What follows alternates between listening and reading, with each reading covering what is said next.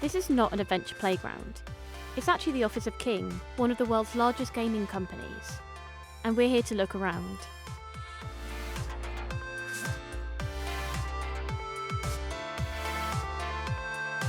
Stockholm is home to the world's most innovative gaming companies, such as Mojang, EA Dice, and the company that we've come here to see, King.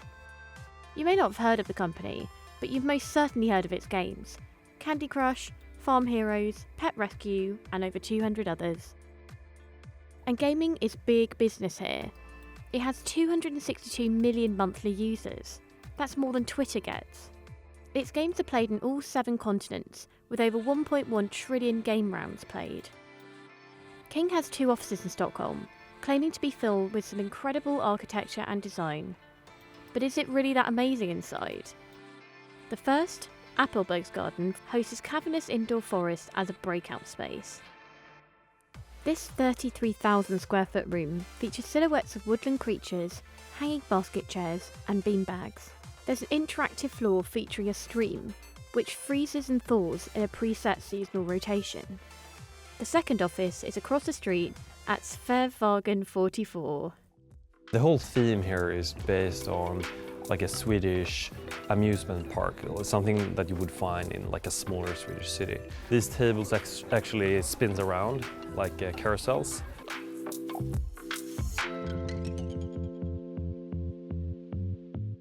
On the first floor is Pavilion Park, which has rooms filled with board games, craft stations, and the biggest collection of game controllers we've ever seen.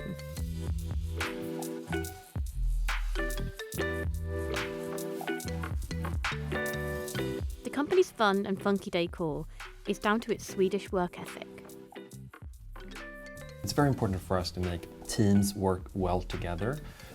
So the office, as you would find, there's a lot of spaces where a team can, with short notice, get together and find somewhere quiet to work together. We like flat organizations, which can from the outset seem a bit chaotic because it can be hard to understand who really decides. I think that's the downside with it, because we like a lot of people to be involved in when we take decisions. But I think the upside is engagement.